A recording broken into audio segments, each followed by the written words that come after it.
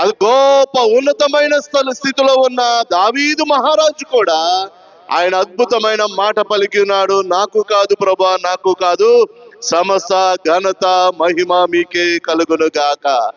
అది మన జీవితంలో ఒక నినాదముగా ఉండాల, స్లోగన్.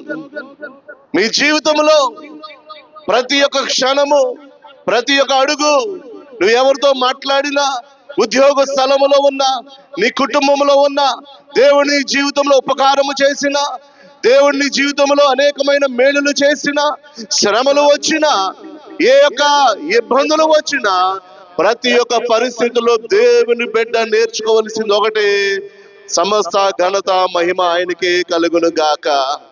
అదొక మైండ్ సెట్ అండి, అదొక ఆలోచన విధము.